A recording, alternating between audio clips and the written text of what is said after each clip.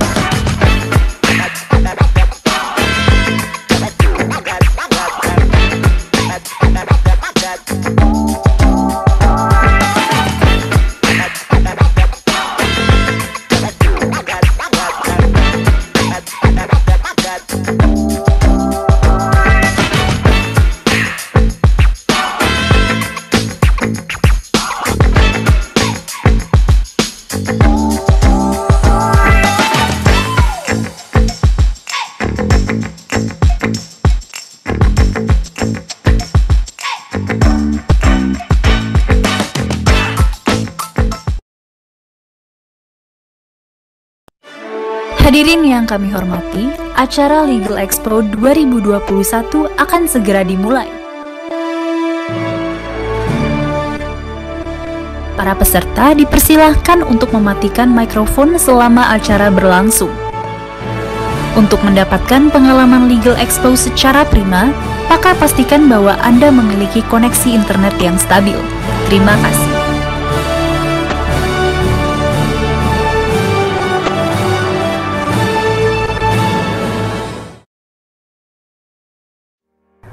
Assalamualaikum warahmatullahi wabarakatuh. Salam sejahtera untuk kita semua. Selamat datang kepada Bapak, Ibu, dan teman-teman dalam Legal Expo 2021 yang diselenggarakan oleh alumni FHUI Angkatan 91 bekerjasama dengan IDLC dalam rangka Pearl Reunion. Rangkaian acara Legal Expo kali ini adalah launching buku yang berjudul Antologi Untayan Mutiara Hukum Lintas Praktik dan Sektor, berisi kumpulan tulisan pendapat hukum dari 24 penulis alumni FHUI Angkatan 91. Ada 29 artikel, 38 webinar, 48 meet and greet dengan kelas paralel 8 sesi setiap harinya, dan 50 podcast yang akan disiarkan melalui 7 stream podcast, yaitu Spotify, Anchor FM, Apple Podcast, Google Podcast, Breaker, Radio Public, dan Podcast Cast. Semua narasumber berasal dari berbagai profesi yang ahli di bidangnya masing-masing. Dalam Legal Expo ini tersedia juga kesempatan magang, mentoring, dan info beasiswa. Nah, buat yang ingin tahu lebih lanjut, jangan lupa cek website kita. Langsung saja kita masuk ke acaranya, dan kepada peserta, selamat mengikuti.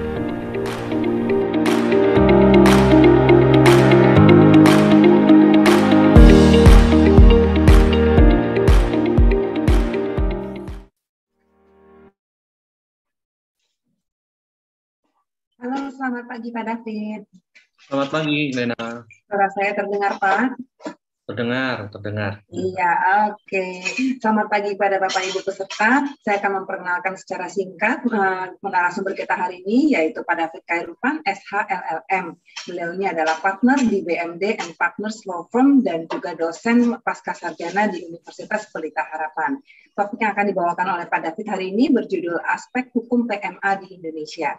Kepada Bapak Ibu yang ingin bertanya, silakan mengajukan pertanyaan di kolom chat atau juga dapat mengajukan raise hand. Fitur raise hand nanti akan kami bukakan. Silakan Pak David.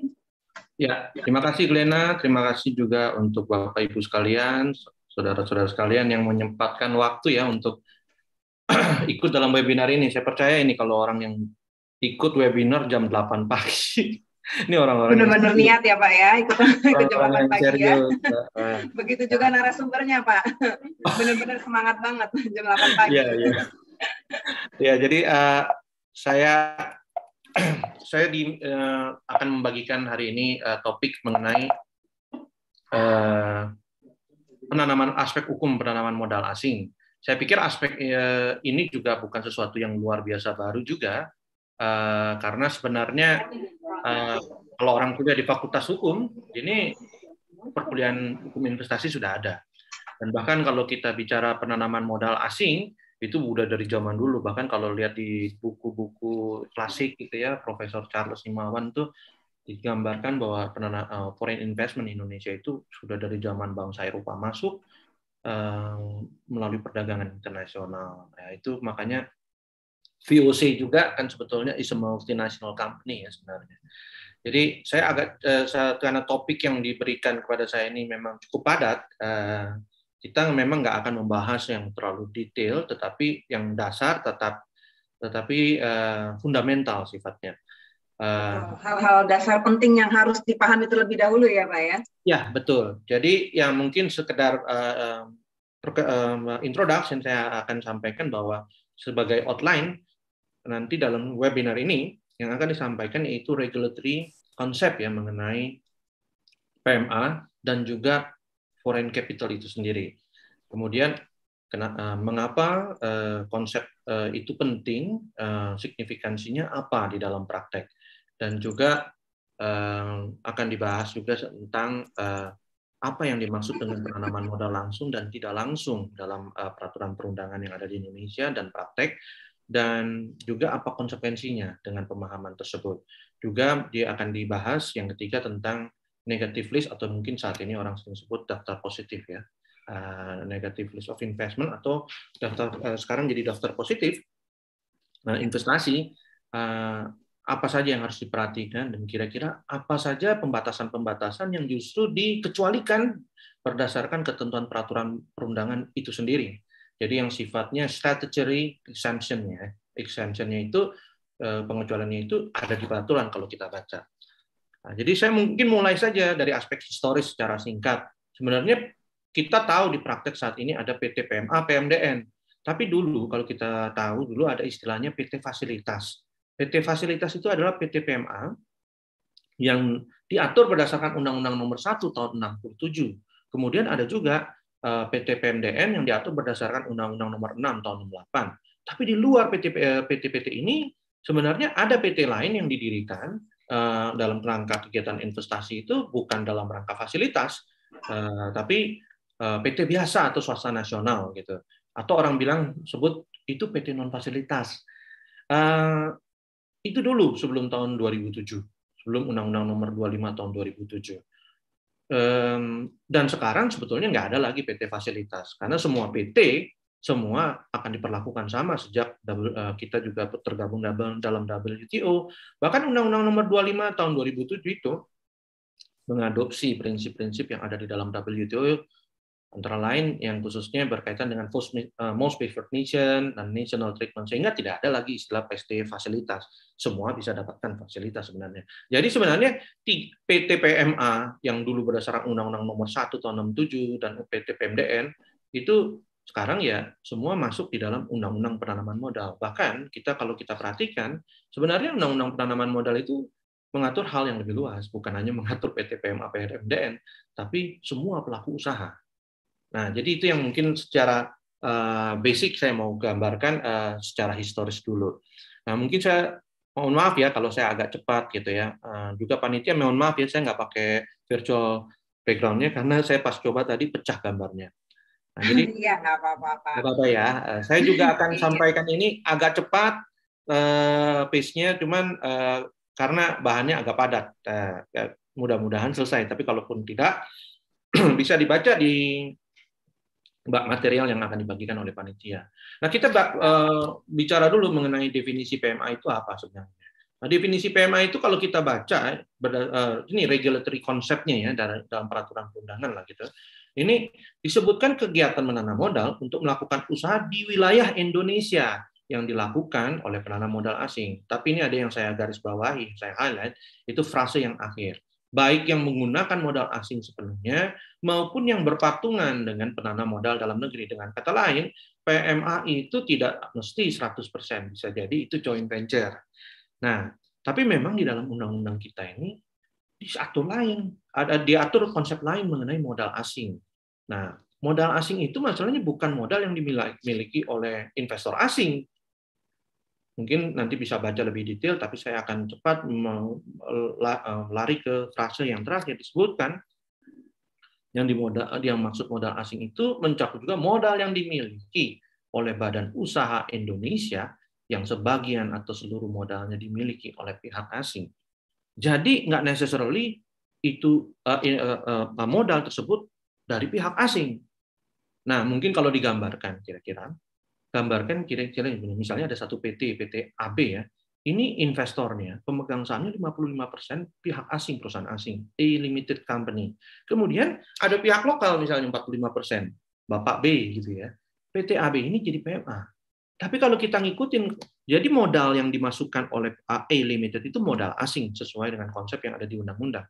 Tapi ketika PT AB ini melakukan penyertaan modal 20% ke PT ABC, di mana pemegang saham lainnya adalah Bapak C, yang adalah warga negara Indonesia, PT ABC ini menjadi PMA, karena dianggapnya PT AB ini adalah ketika menginvestasikan uangnya di PT ABC, itu adalah modal asing. Jadi pelan-pelan ya, ini modal asing beda dengan konsep PMA nih ya. Ini modal asing. Nah, tadi saya merujuk ke definisi modal asing tadi. Padahal kalau dipikir modal asing itu sehingga PT ABC ini menjadi PT PMA. Ini ya sekedar untuk memberi gambaran konsep modal asing tersebut. Nah konsep modal asing yang ada di dalam undang-undang penanaman modal itu di dalam praktek itu memang menimbulkan pertanyaan sebenarnya, karena akhirnya lebih menekankan kepada formalitas status perusahaan di mana investasi itu dilakukan, yaitu PMA, PT PMA, ketimbang substansi faktual modal itu modal asing atau bukan, gitu, kira-kira begitu. Nah, kita ambil contoh aja ya, ini misalnya ya, ini untuk mencoba men-trigger kita berpikir. Misalnya ada satu PT PMA ya, PTC, pemegang sahamnya jelas 75% pihak asing, perusahaan asing, A Limited. PTB, investor lokal 25%. Dia jelas PT PMA. Modal asing itu ada di 75% penyertaan modal A Limited itu jelas modal asing. Tapi ketika PTC mendirikan PTD bersama salah satu pemegang sahamnya yang adalah pihak lokal, di mana dia hanya pegang minority sebenarnya. PTD ini jadi PMA kan kalau ngikutin ketentuan konsep modal asing itu. Karena dia PTC ini adalah dianggap penyertaan modalnya ini ke PTD dianggap modal asing berdasarkan konsep yang ada di dalam undang-undang penanaman modal. Padahal kalau kita lihat, sebetulnya unsur modal asingnya mungkin jadi udah sangat kecil ya. 10% dari si 75. Nah, coba deh kalau kita tarik lagi, misalnya ada satu PT. PT ini PTE, PTG dimiliki oleh PTE dan PTF yang adalah PMDN. Di bawahnya pasti PT PMDN. Tapi ketika si PTD melakukan pembelian saham PTG, dia beli saham dari PTF 10% aja, maka PT ini sahamnya ketika dimiliki oleh PTD, maka statusnya dia menjadi status PTG itu menjadi PT PMA. Coba kita pikir baik-baik, apa benar konsep modal asing itu seperti itu? Jadi kan sebetulnya 10% ini dari 10% dari si 75. Kalau mau dikalkulasikan, apa benar itu modal asing? Konsep yang kita mau. Kenapa sebenarnya kita coba lihat contoh aja ya, ini dari peraturan yang baru, peraturan BKPM nomor 4 2021. Ini peraturan keluar sehubungan dengan adanya Undang-Undang Cipta Kerja ya, dan ada peraturan pelaksananya berkaitan juga dengan perizinan berbasis risiko ya. Nah, jadi ada PP tentang perizinan berbasis risiko. Nah, ini peraturan pelaksananya. Coba kalau kita lihat sebenarnya kalau satu perusahaan statusnya PMA itu bisa jadi dia berubah status menjadi PMDN ketika seluruh kepemilikan sahamnya kepemilikan saham asing itu dibeli oleh pihak lokal. Tapi di sini ada kalau nanti bisa baca sendiri ya di pasal 57. Di sini ada pengaturan bahwa jika satu PT berubah status jadi PMA, dengan kata lain misalnya ada satu PT ya, PT itu sebetulnya bukan PT PMA, tapi sahamnya dibeli misalnya sebagian oleh pihak asing sehingga dia berubah status menjadi PMA. Maka harus ditindaklanjuti dengan perubahan status anak perusahaannya menjadi PMA katanya, menjadi PMA dalam waktu paling lama 1 tahun. Yang nggak jelas juga 1 tahun itu dari mana 1 tahunnya. Nah, tapi mungkin kita ambil contoh agar real aja ya supaya ada gambaran.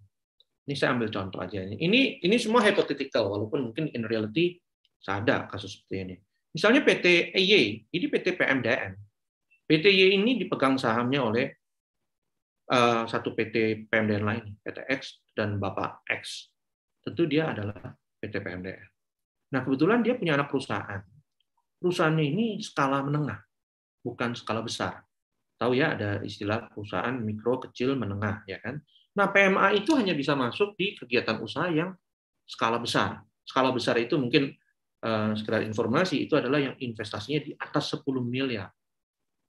Jadi minimum penanaman modal asing itu eligible masuk di Indonesia kalau dia investasi di atas 10 miliar. Memang ketentuan yang baru udah tidak lagi mengatur bahwa paid up capital atau modal store PMA minimal 2,5. Tapi dia udah langsung bicara soal investasi di atas 10 miliar. Nah, ini struktur nggak ada penanaman modal asingnya. Tapi kita coba ambil contoh nih. Ambil contoh misalnya terjadi jual beli nih, maksud saya terjadi jual beli, Tuan X jual 40% sahamnya ke pihak asing, maka ini perusahaan jadi PMA kan. Tapi karena konsekuensi peraturan yang ada di pasal 57, maka PT Z sebagai anak perusahaan dari PT Y, yang tadinya perusahaan skala menengah, dia harus berubah menjadi statusnya menjadi PMA. Nah, pertanyaan, apakah dia harus menaikkan investasinya? Padahal dia tidak ada kebutuhan untuk menaikkan investasi. Karena kan tadi saya bilang, PMA itu hanya eligible atau dibolehkan kalau investasinya di perusahaan-perusahaan di atas menengah atau skala besar. Nah, jadi itu konsep dasar yang mungkin bisa dipertanyakan. Nah, atau kita coba berpikir lebih jauh ya. Kita coba bicara tentang round tripping. Ya, istilahnya round tripping pulang pergi pergi dan pulangnya. Istilahnya kalau orang sekarang beli tiket round trip itu maksudnya pulang pergi kan. Ini wilayah Indonesia misalnya ya, di wilayah ini. Nah, ini wilayah overseas, luar negeri. Kita coba ambil contoh. Ada satu warga negara Indonesia. Dia ingin investasi di Indonesia, tapi dia menggunakan vehicle di tax haven country lah. Negara-negara yang mungkin punya tax treaty lah dengan Indonesia, sehingga dia menggunakan SPV atau special, orang sering sebut special purpose vehicle atau company gitu ya. Itu di Dutch, di Belanda ya. Ini ada nama Spenotsappen. Misalnya dia kemudian penyertaan modalnya taruh lagi di Singapura, ya. Kemudian dia balik ke Indonesia. Sekarang pertanyaannya, itu modal asing atau bukan? Karena begini. Karena sebetulnya originally dananya dari Indonesia. Nah, ini mungkin pertanyaan, Pak David ngada-ngada. Enggak sih, nggak ngada-ngada. Coba deh, waktu Panama Papers. Atau sekarang yang agak terbaru apa? Nah, ini ya, Pandora ya. Pandora Papers ya.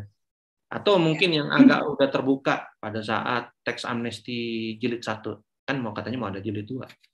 Coba waktu di-disclose semua mereka mendeklar sebenarnya investasi yang perusahaan-perusahaan asing itu sebenarnya ya orang dia juga gitu. Adalah pihak lokal juga. Jadi artinya itu jadi pertanyaan. Mungkin pertanyaan kita ya, ini benar nggak sih sebenarnya? Nah, konsep seperti ini apa relevansinya, apa pentingnya gitu. Nah, sebenarnya signifikansi dari identifikasi satu investasi itu asing apa tidak, paling tidak kalau kita mau lihat itu relevan kepada satu ya. karena ada larangan dan pembatasan jumlah modal asing di sektor usaha tertentu.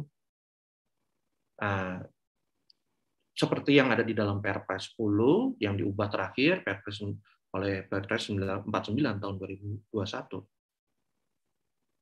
Jadi itu penting kan untuk menentukan asing apa tidak asing di level perusahaan itu ataupun di level atasnya, karena kalaupun tadinya satu perusahaan tadinya eligible untuk menjalankan usahanya, dia bukan PMA, gara-gara ada perubahan struktur di atas, bisa jadi dia mempengaruhi perusahaan yang ada di bawahnya, sehingga perusahaan itu jadi tidak eligible lagi untuk menjalankan usaha karena dianggap PMA. Sedangkan sektor usahanya dilarang untuk asing misalnya. Nah, apa sih signifikansinya identifikasi investasi asing itu di Indonesia? Salah satunya juga mungkin kalau kita lihat ada kebijakan divestasi atau mandatory divestment. Memang saat ini nggak ada ketentuan mandatory divestment seperti yang ada di PP 20 tahun 94. Tapi divestasi jelas yang ada di bidang usaha minerba ya, mineral dan batu bara. Nah, itu jadi ada signifikansinya. Tapi sebenarnya identifikasi asing apa tidak gitu ya, itu foreign capital apa tidak, menentukan foreigners itu juga sangat signifikan sebenarnya ketika kita berbicara mengenai ada dispute di bidang investasi antara host country, antara pemerintah negara yang bersangkutan di mana investasi itu dilakukan dengan si investor. Dengan si investor, di mana ketika mau diselesaikan, investor itu biasanya dengan konvensi ICSID ya, tahu ya.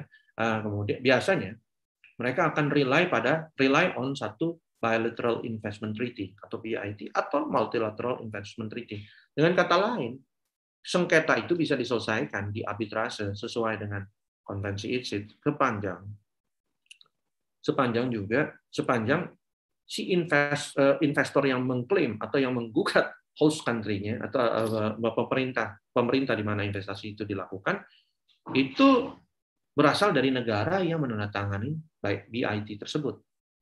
Nah, coba artinya kalau nanti kalau baca-baca buku tentang foreign investment dispute gitu ya, tentang arbitration, international arbitration kan sering tuh ya. Mungkin di sini ada banyak mahasiswa yang suka ikut moot court arbitration ya gitu ya. Itu kan biasanya kalau ada yang tentang arbitration dikaitkan dengan investasi, pasti yang menjadi di kontes itu adalah definisi investor berdasarkan BIT tersebut dan cakupan dari investment tersebut. Nah, kalau kita baca literatur, kalau terbukti itu tidak foreigners-nya itu tidak modal itu tidak berasal dari negara yang menandatangani BIT tersebut, maka bisa di-challenge. Seperti tadi gitu. Ternyata ujungnya ultimate owner-nya ya sebetulnya bukan berasal dari negara yang penandatangan BIT tersebut. Kira-kira itu ya, mungkin agak kompleks ya. Saya memang nggak membahas webinar mengenai hal itu, tapi nanti bisa sekedar untuk bisa ditelaah lebih lanjut mungkin di literatur. Oke, sekarang kita yang juga mau penting untuk kita pahami di dalam Undang-Undang Nomor 25 Tahun 2007 tentang penanaman modal di pasal 2 itu disebutkan ketentuan undang-undang ini berlaku dan menjadi acuan utama bagi penanaman modal di semua sektor di wilayah negara Kesatuan Republik Indonesia. Ini undang-undang bicara seperti itu. Ini setelah diubah ya berdasarkan Undang-Undang Cipta Kerja. Tapi kalau baca penjelasannya, coba lingkup penanaman modal sebagaimana dimaksud dalam pasal ini tidak termasuk penanaman modal tidak langsung atau portofolio. Nah, sekarang pertanyaannya, apa yang dimaksud penanaman modal tidak langsung atau portofolio? Tidak dijelaskan lebih lanjut dalam peraturan perundangan. Betul kan? Nah, cuman di dalam prakteknya di Indonesia, apa yang dimaksud portofolio investment itu sering dikaitkan kalau portofolio itu, Pak, investasi di perusahaan TBK yang listed di bursa, transaksinya juga dilakukan di bursa. Itu adalah portofolio investment. Itu kan yang selama ini terjadi kan, yang di semacam penafsiran yang terjadi. Tapi kalau kita membaca literatur yang ada, tidak pernah sebenarnya konsep portfolio investment itu didefinisikan seperti itu. Pemaknaan portfolio investment itu dikaitkan dengan pasar modal bisa benar, tapi tidak menjadi elemen utama dalam menentukan apakah satu investasi itu adalah portfolio atau sifatnya investasi langsung. Bukan seperti itu. Kenapa itu penting kita pahami? Karena nanti saya jelaskan kenapa penting. Kalau kita lihat di Amerika atau di Australia gitu ya, atau mungkin OECD lah, mendefinisikan portfolio investment itu bukan karena perusahaannya itu yang diinvestasikan itu PT TBK listed on the stock exchange gitu, enter the transaction itu dilakukan di bursa. Bukan seperti itu. Tapi nanti bisa baca ya, saya nggak agak ini istilahnya istilah ekonomi banget. Tapi ini ada yang saya highlight aja. Jadi motivation of direct investor. Jadi maksudnya investor yang melakukan investasi melalui penanaman modal langsung. Itu dilihat dari motivation. Kalau the investment itu motifnya itu strategic long-term relationship with the direct investment enterprise. Jadi tujuannya jangka panjang dengan si perusahaan yang menjadi target investasi to ensure a significant degree of influence by direct investor in the management of the direct enterprise, direct investment enterprise. Maksudnya begini, ini mungkin saya simpelkan aja ya. Maksudnya kalau si investor jadi pemegang saham di satu perusahaan, tujuannya jangka panjang dan dibuktikan salah satunya dengan dia ingin mengendalikan perusahaan tersebut, kontrol ya. Maka dia itu adalah direct investor, bukan portfolio investor. Nah, bahkan di OECD menyebutkan the lasting interest is evidence kapan when the direct investor owns at least 10% of the voting power of the direct investment enterprise. Jadi voting power yang dilihat, hak suara. Makanya di undang-undang PT kita kan cukup modern juga, udah ngikutin lah ya konsep hukum korporasi yang ada di dunia ini. Bahwa pemegang saham yang punya 10% stake ya, itu pasti punya hak-hak khusus. Kalau di undang-undang PT contoh dia bisa minta rups ya. Kemudian dia bisa melakukan derivative lawsuit, dia bisa minta perusahaan diperiksa, atau ya perusahaan diperiksa ada di pasal akhir undang-undang PT semacam audit investigasi gitu. Nah, itu punya hak-hak khusus yang 10%. Artinya kalau kita juga bikin joint venture agreement juga kalau ada partnernya satu udah pegang 10%, itu artinya udah lampu kuning kan, artinya you have to you better shape up gitu, hati-hati gitu kan, karena 10% itu walaupun dia minority dia punya hak khusus. Dia bisa minta rups, dengan kata lain mencalonkan anggota direksi komisaris dong, gitu kan. Walaupun dipilih apa tidaknya itu another issue. Nah, jadi parameter yang dipakai direct investment itu bukan soal pasar modal atau tidak pasar modal.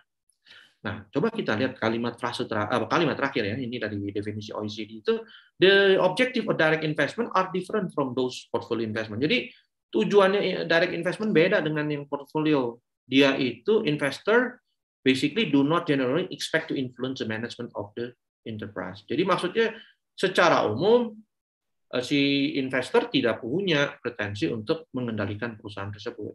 Nah, mungkin kalau saya bikin semacam tabel comparative table ya. Apa sih direct investment, portfolio investment?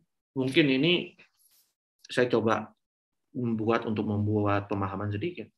Jadi kalau investor yang di direct investment, itu transfer of fund itu dilakukan kepada perusahaan yang jadi target. Tapi kalau di portfolio investment, dia beli saham di pasar modal misalnya, dia bayar uangnya kepada si pemegang saham yang dibeli sahamnya. Nah, tadi juga disampaikan di dalam konsep yang OECD tadi, bahwa dalam rangka proyek, biasanya direct investment itu tujuannya jangka panjang. Tapi kalau portfolio investment, tujuan investasinya biasanya bukan dalam rangka proyek jangka panjang. Dia biasanya easy come, easy go. Easy come, easy go maksudnya bukan lagu PIN ya, maksud saya. Maksudnya ini, dia berbeda kalau di direct investment, dia punya ekspektasi mendapatkan regular income dari perusahaan itu seperti dividen. Tapi kalau portfolio investment, easy come, easy go maksudnya, ya dia kalau beli hari ini 100, besok naik 10 per saham, dia akan jual kemungkinan besar. Dia tujuannya capital gain, bukan regular income seperti dividen. Clear ya kira-kira di situ ya. Kemudian tadi juga di OECD disebutkan bahwa portfolio investment tidak ada investor punya pretensi untuk mengendalikan perusahaan dengan menempatkan biasanya anggota direksi komisaris gitu. Tapi kalau di direct investment seperti itu memang tujuannya dia ingin mengendalikan perusahaan. Nah, bisnis risknya juga sebeda. Jadi kalau di portfolio investment lebih ke harga, fluktuasi harga, beli 100 besoknya turun jadi 80, ya itu resikonya. Tapi kan kalau si investor yang jangka panjang, dia melihat resiko bisnis di kegiatan usaha perusahaan target. Dan tadi biasanya konsep yang universal di dunia, yang mungkin di Indonesia nggak terlalu diperhatikan, itu threshold 10% dari hak suara. Saham dengan hak suara atau voting right-nya. Nah, kalau kita coba membedakan lagi, sebenarnya perubahan kepemilikan saham kalau di portfolio itu tidak perlu bikin laporan perubahan data perseroan seperti ke AHU. Tapi kalau direct investment itu merubah kepemilikan sahamnya itu harus dapat persetujuan, bukan dilaporkan ya ke AHU ya, ke Dirjen AHU sistem itu untuk dapat surat pemberitahuan, penerimaan pemberitahuan dari Menkumham. Karena apa? Biasanya ada yang ini banyak juga mungkin notaris ya di sini. Ya kan kalau lihat aktenya perusahaan TBK gitu ya, yang masuk dibeli dari publik masyarakat itu kan kategori pemegang saham masyarakat itu ya nggak perlu melalui pemberitahuan ke Kemenkumham. Nanti sahamnya nggak liquid. Nah, secara cepat itu saya juga akan langsung masuk ke isu yang berikutnya, yaitu mengenai daftar negatif investasi, atau sekarang katanya pemerintah itu adalah daftar positif. Karena sebenarnya yang diatur dilarang itu sudah sangat terbatas kan, atau di restriksinya makin simple. Nah, coba kita baca ya, kalau baca di dalam undang-undang undang-undang penanaman modal di pasal 12, semua bidang usaha itu terbuka.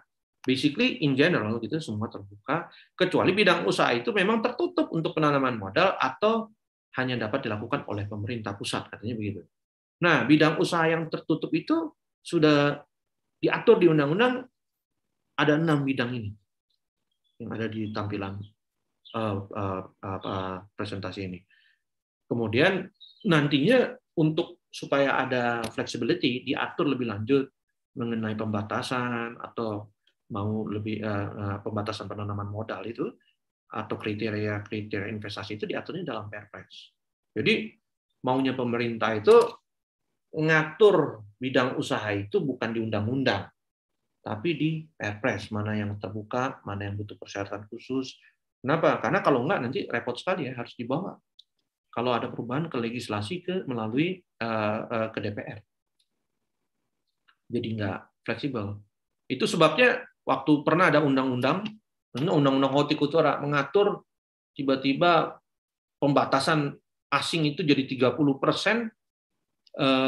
berlaku retroaktif lagi, ya kan? Wah, itu waktu undang-undang hortikultura itu akhirnya kan sejak Omnibus Law dicabut. Itu memang nggak benar mengatur seperti pembatasan kepemilikan modal asing itu di undang-undang. Apalagi zaman sekarang ya, zaman sekarang ini kan zaman digital, bisnis model itu berkembang luar biasa. Bisnis model, perdagangan, banking, finance itu semua yang namanya disruption era itu affected karena digitalisasi. Sehingga bisnis modelnya pun berkembang. Sehingga KBLI itu tidak bisa terlalu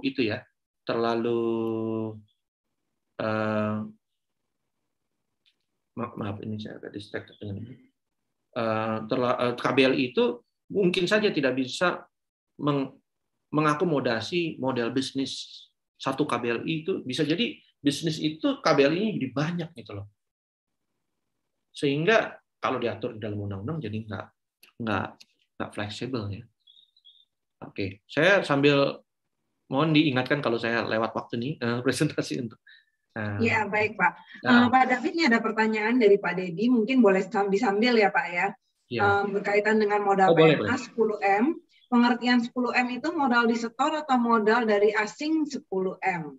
Ya, kalau kita lihat ketentuan yang sebelumnya, sebelum yang peraturan BKPM yang nomor 4 2021, yang Juni ya kalau nggak salah, itu kan masih mengacu adanya modal setor. modal store-nya 2,5 kalau PMA ya.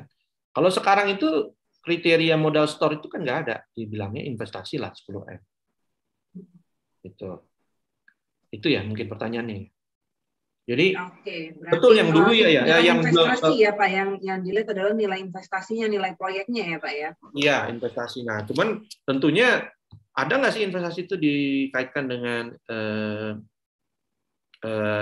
modal store? Ya ada, memang bisa jadi. Ya, mungkin dalam beberapa kasus dikaitkan juga sama misalnya ada nilai mesin yang dibeli atau nilai barang-barang yang akan digunakan untuk proyek, itu termasuk juga ya Pak ya sebagai nilai dari sebuah investasi ya Pak ya. Oh dulu kan maksudnya gini, investasi bisa jadi masuknya investasinya nggak langsung dalam bentuk equity, shareholders loan misalnya, itu bisa jadi dihitung sebagai investasi. Nah, itu kira-kira jawabannya kira-kira ya, atau nggak tahu. Pertanyaan berikut apa? Atau mau diteruskan atau pertanyaan berikut? Boleh dilanjutkan dulu Pak. Oh, lanjutkan dulu ya. Oke ya, baik, ya, baik. Kita masih ada waktu 20 menit lagi. Oh, 20 menit lagi ya. Mohon maaf ini saya agak cepat-cepat karena itu materinya agak banyak. Nah, iya betul.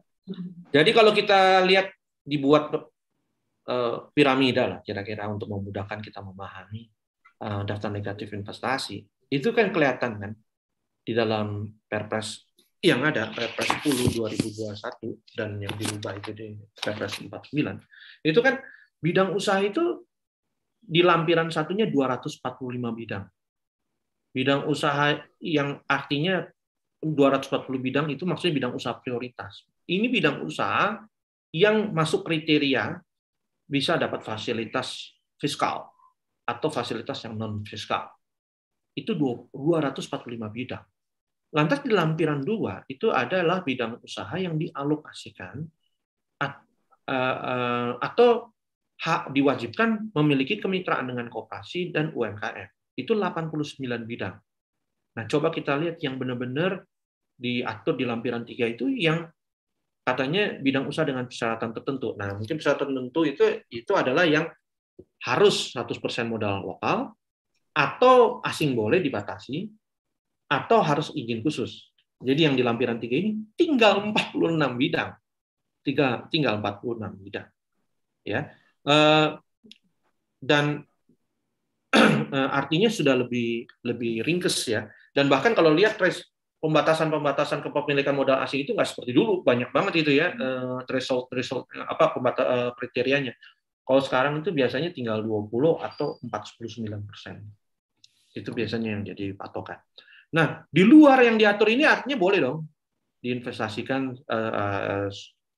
dalam kegiatan usaha oleh pihak investor. Mau asing atau tidak asing gitu. Dengan memperhatikan apa yang diatur di undang-undang juga. Nah, ini kriteria prioritas itu tadi yang ada di lampiran 1 apa saja ya, kita nggak usah bahas ya, nanti nggak kepanjangan lah gitu. Insentifnya apa saja saya pikir nggak usah dibahas, nanti baca aja di materi.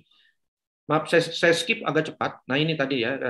Oh ya, ini yang kriteria UMKM gitu ya. Sekarang itu kalau baca di peraturan BKPM itu ada istilahnya mikronya itu antara pokoknya investasinya dianggap modal usahanya itu modal ya. Jadi nggak pakai istilah investasi sebenarnya sekarang, pakai modal usaha itu pokoknya sampai jumlah 1M itu masuk mikro, tidak termasuk aset tanah dan bangunan. Kalau yang kecil itu 1 sampai 5M ya. Kalau dia 5 sampai 10 itu masuk menengah. Nah, ini peraturan yang baru yang saat ini yang tahun 2021. Nah, pola kemitraan ya. Mohon maaf ada pertanyaan langsung dari Pak Satriawan. Langsung ya. Ya, silakan Pak Satriawan.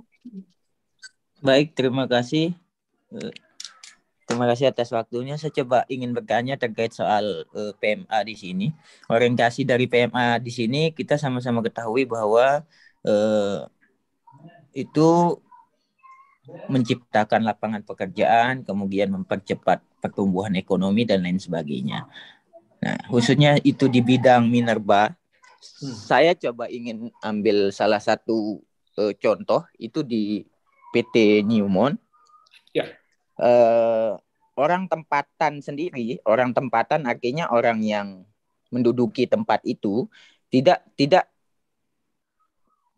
banyak yang masuk di dalam perusahaan tersebut. Maksud saya tidak banyak yang masuk, tidak banyak terserap orang masyarakat tempatan di perusahaan yang dibangun oleh Newmont. Contohnya maksud saya praktek yang terjadi, orang Newmont sendiri banyak mengambil orang-orang dari luar Pulau Sumbawa seperti itu. Akhirnya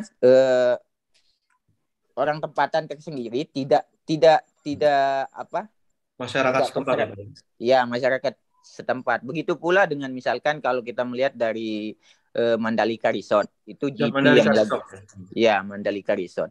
Kita lihat orang tempatan sendiri tidak banyak yang terserap di dalam tersebut, di dalam perusahaan tersebut. Akhirnya sejauh mana pemerintah yang mengatakan bahwa itu untuk menciptakan lapangan pekerjaan, kemudian sedangkan orang tempatan sendiri masih banyak yang tidak mendapatkan pekerjaan. Akhirnya kalau kita melihat dari segi orientasi PMA-nya kan sudah tidak berorientasi lagi kalau seperti itu. Kalau orang tempatan sendiri tidak terserap di dalam perusahaan tersebut. Kemudian apakah ada pengaturan tersendiri terkait soal PMA di sini? Perusahaan atau investasi yang mengatur terkait soal lapangan pekerjaan itu harus menyerap terlebih dahulu orang tempatan ataukah seperti apa? Terima kasih, Pak. Ya, baik. Jadi mungkin saya jawab secara cepat aja ini.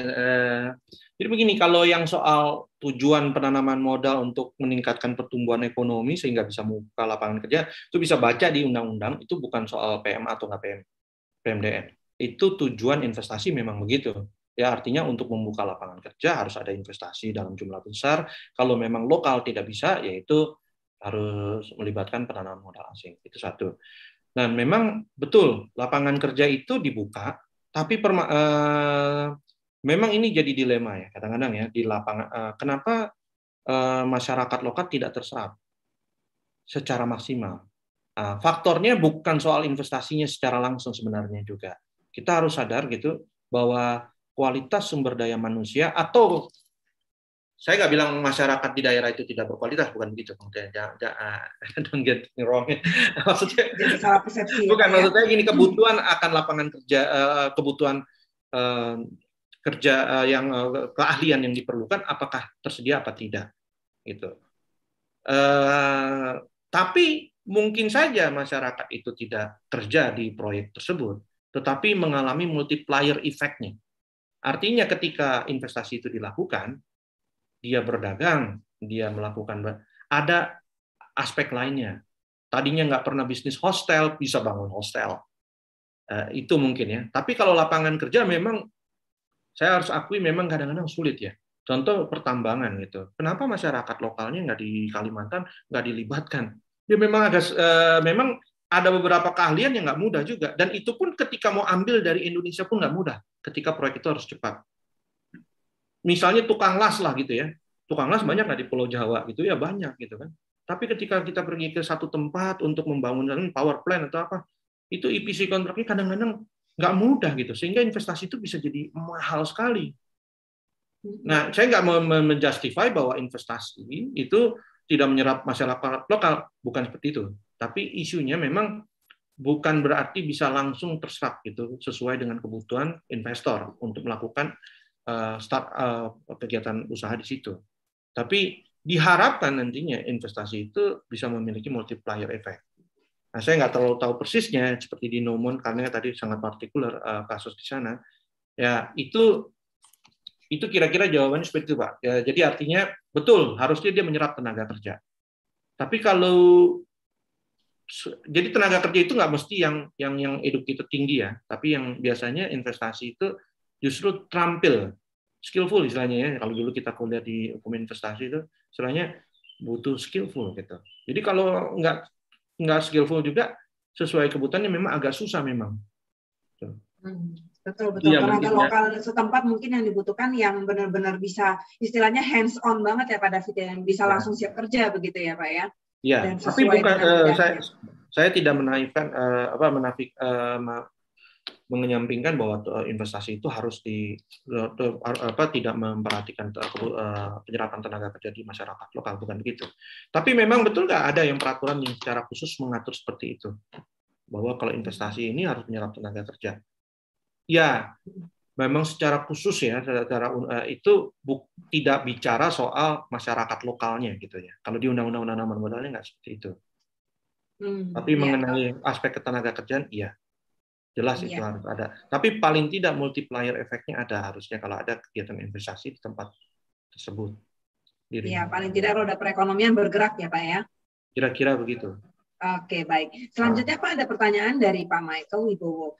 Saat PMA ingin melakukan joint venture bersama PMDN di Indonesia, apakah PMA harus membuat PT dulu di Indonesia atau tidak? Iya. Jadi kalau baca Undang-Undang Penanaman Modal, PMA harus berbentuk PT di Indonesia. Kenapa? Ya itu ya, nanti lebih jelas ya subjek hukumnya. Ya. Tapi memang ada nggak sih, ini aku pertanyaannya, Pak, ada nggak sih investasi asing yang tidak berbentuk PT? Oh ada, ya kan. Contoh apa? Contoh franchise gitu ya. Itu mungkin itu kan sebetulnya investasi juga. Dia bisa ekstrak dapat pendapatan dari Indonesia. Atau dia melakukan semacam technical assistant itu, atau yang sifatnya kontraktual ya sifatnya. Jadi investasi itu dilakukan tidak mendirikan satu badan hukum. Tapi kalau di zaman digital sekarang itu jauh lebih kompleks masalahnya. Tidak hanya soal contoh ya, artinya untuk menentukan dia harus jadi subjek hukum di Indonesia itu ya, contoh banyak sekali sekarang bidang usaha yang digital ya, khususnya streaming itu mendapatkan pendapatan, tapi untung udah dikeluarkan peraturan yang baru tentang pajak bahwa mereka bisa dikenakan pajak. Karena terus terang agak kompleks ketika bicara. Tapi kan pertanyaan tadi simpel ya, sebenarnya kalau PMA itu harus dalam bentuk PT nggak? Oh harus, kalau strictly speaking undang-undang mengatur itu. Tapi saya hanya menjelaskan, ada nggak sih kegiatan usaha PMA yang tidak mendirikan PT? Kalau kita telah ya ada yang sifatnya kontraktual tadi, semacam franchise. Iya, saya lanjutkan atau ini jawab pertanyaan ini? Oke Pak, mungkin kira-kira kita sekitar punya waktu 6 menit lagi, mungkin Bapak bisa menyelesaikan secara singkat dan menyimpulkan Pak. Baik ya, karena ini akan ada rangkaian yang tadi ya, apa istilahnya ini. Jadi nanti kalaupun saya nggak selesai, saudara bisa baca nanti di bahannya. Jadi sebetulnya ini topik yang bagian akhir sebenarnya. Jadi penanaman modal asing itu, kita ngomong khusus penanaman modal itu, penanaman modal asing itu sebenarnya pembatasan ataupun larangan. Ya, itu ada pengecualian yang sifatnya statutory atau yang sifatnya statutory exemption, itu maksudnya yang diatur dalam peraturan itu sendiri. Apa itu alasannya? Nanti saudara bisa baca. Itu misalnya karena alasan business growth. Ya. Kedua, karena alasan grandfather clause. Ketiga, karena alasan G2G agreement. Yang keempat, kalau saudara baca, itu karena alasan investasi yang dilakukan di KEK ya, kawasan ekonomi khusus, dan kalau itu investasi dianggap sebagai portfolio investment. Nanti bisa dilihat lebih jelas. Saya agak cepat nih, mohon maaf nih ya. Nah, jadi investasi yang tadinya misalnya bidang usaha itu nggak hanya dialokasikan untuk UMK, usaha kecil menengah, mikro kecil menengah gitu ya, UKM gitu ya. UMKM. Nah, itu ketika dia bisnisnya berkembang, kan bisnis kan nggak bisa jadi tadinya perusahaannya kecil gitu kan, mikro bahkan berkembang lama-lama jadi perusahaan besar, bukan menengah lagi. Ketika dia jadi skala usaha besar, bukan berarti dia jadi tidak eligible untuk menjalankan usaha tersebut. Dia tetap bisa melanjutkan, tetapi dia harus melakukan kemitraan dengan koperasi dan UMKM. Itu ketika kita membaca satu daftar positif DPI ya, kita bisa memperhatikan hal ini. Kemudian grandfather clause. Jadi di pasal 6 ayat 4 itu juga disebutkan di dalam Perpres 10 2021 bahwa persyaratan penanaman modal dengan pembatasan kepemilikan modal asing, dengan kata lain, pembatasan kepemilikan modal asing itu tidak berlaku kalau itu untuk investasi yang sudah terjadi sebelumnya, atau sudah ada larangan itu sebelum larangan itu ada. Dengan kata lain, apa yang dilarang dalam Perpres 210/2021 tidak bisa berlaku surut. Kalau nggak, tidak ada kepastian hukum. Itu ya, artinya tidak bisa retroaktif. Itu yang terjadi dengan Undang-Undang Hortikultura ketika tiba-tiba dikeluarkan di 2010 berlaku 2014 kalau nggak salah, itu disebutkan harus jadi 30%. Padahal investasi asing di bidang hortikultura sudah banyak yang di atas lebih dari 30%, dan itu melanggar grandfather clause. Nah, biasanya dalam peraturan Perpres yang mengatur tentang pembatasan penanaman modal asing itu akan ada grandfather clause. Nah, saya cepat lagi ya, mohon maaf ini. Nah, kalau pembatasan modal asing juga jika tidak berlaku kalau memang ada pengaturan yang berbeda di dalam perjanjian antara pemerintah Indonesia dengan pemerintah asal negara investor tersebut. Saya cepat juga ini. Nah, ini juga kita tahu kalau investasi di pasal 8 disebutkan bahwa pembatasan penanaman modal asing itu tidak berlaku kalau dilakukan di KEK gitu ya, kawasan ekonomi khusus.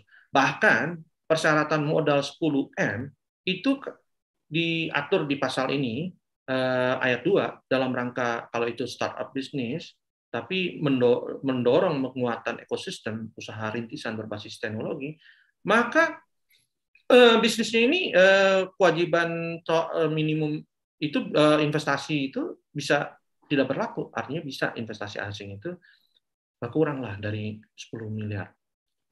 Nah, mungkin ada yang tahu ya, sekarang total KEK ya, Special Economic Zone di Indonesia ada sekitar 12. Mungkin yang ada di dalam rencana pembentukan ada 7 mungkin ya, kalau nggak salah, saya agak lupa. Nah, ini contoh aja nih, contoh kalau misalnya di Bitung sana ada investasi perusahaan pembuatan kapal tradisional. Nah, dia butuh modal, dia undang lah mungkin teman ketemu orang Filipina gitu kan, investasi di perusahaan tersebut. Jadi sebetulnya bidang usaha itu nggak boleh asing. Tapi karena ternyata perusahaannya di kawasan ekonomi khusus di Bitung ya jadi boleh. Harusnya jadi boleh melihat ketentuan tersebut. Ya, saya agak cepat juga. Ini juga tentang ya ini kasus seakan-akan ketentuan yang ada di dalam Perpres pembatasan penanaman modal asing gitu atau larangan modal asing itu jadi tidak berlaku kalau itu portfolio investment. Tapi sayangnya di Indonesia dikaitkannya itu portfolio investment itu kalau transaksinya disebutkan dikaitkan dengan pasar modal, transaksi di pasar modal. Nah, ini sebenarnya nggak terlalu tepat ya gitu ya. Nanti bisa lihat contohnya itu apa. Nah, khususnya di pertambangan dulu, ingat ya waktu zamannya KP, kuasa pertambangan, belum jadi IUP. Banyak sekali perusahaan-perusahaan akhirnya asing ingin masuk, apalagi di awal tahun 2000 waktu komoditi tambang itu booming harganya. Oh, langsung dan banyak power plant dibangun di India, di China misalnya. Nah, mereka cari batu bara, cari biji nikel. Ketika mau masuk, kebetulan pasca reformasi ada otonomi daerah, banyak sekali izin-izin perusahaan tambang di daerah itu pegangnya KP, dan KP itu tidak boleh asing. Sehingga apa yang terjadi? Dilakukan backdoor listing dengan menggunakan perusahaan-perusahaan TBK, perusahaan toko buku kayak Gunung Agung atau perusahaan-perusahaan elektronik, perusahaan apa itu diganti bajunya menjadi perusahaan TBK. Jadi singkat ceritanya kayak reverse takeover lah. Jadi perusahaan itu masuk melalui PT TBK, nanti jadi dianggap portfolio investment. Sehingga ketika mereka investasi di perusahaan-perusahaan pemegang KP, dianggap tidak melanggar, karena dikecualikan. Nah, itu tadi kenapa saya menjelaskan pemahaman portfolio investment itu di Indonesia itu semacam ada kesesatan sebenarnya. Saya bisa kasih contoh yang lain di luar tambang, tapi saya pikir saya akhiri mungkin ini. Jadi, mohon maaf mengingatkan kita tinggal 1 menit lagi, Pak. Ya, baik. Oh, 1 menit lagi. Saya akan simpulkan saja. Jadi, kesimpulannya pemahaman konsep apa yang mengenai penanaman modal asing dan modal asing itu sangat penting sebenarnya, karena hal itu terkait dengan pembatasan penanaman modal asing atau larangan penanaman modal asing, terkait juga dengan adanya kewajiban divestasi khususnya untuk perusahaan tambang minerba, dan juga dalam hal terjadi investment dispute ya antara negara kita dengan investor asing, karena biasanya itu akan ditentukan asing tidaknya, investasi tersebut ditentukan asing atau tidaknya berdasarkan kalau lihat itu harusnya dari asal investasinya harusnya. Tapi di Indonesia sebetulnya mengartikan modal asing itu tidak seperti itu. Dan hal yang penting juga, kesimpulan terakhir ini adalah beberapa larangan yang ada di dalam daftar positif investasi saat ini sebenarnya sudah ada beberapa pengecualian yang tadi sudah disebutkan di dalam peraturan itu sendiri. Itu mungkin yang saya bisa sampaikan sebagai wrap up statement. Saya minta maaf kalau ada yang kurang atau tidak jelas, tapi semoga ini bisa jadi masukan. Oke. Terima kasih Pak David untuk sharingnya hari ini, sangat bermanfaat untuk kita semua. Dan terima kasih kepada Bapak Ibu yang telah mengikuti acara kita hari ini, dan mohon maaf apabila pertanyaan yang belum sempat terjawab karena keterbatasan waktu. Terima kasih, saya kembalikan kepada panitia. Terima kasih Pak David. Terima kasih, saya stop share. Oke.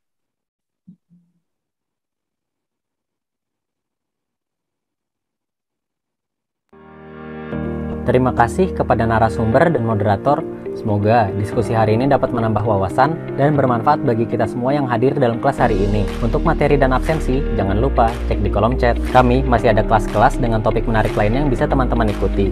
Legal Expo 2021 adalah kesempatan terbaik untuk boost your career, advance your studies, and expand your network in the legal field and beyond. Wassalamualaikum warahmatullahi wabarakatuh.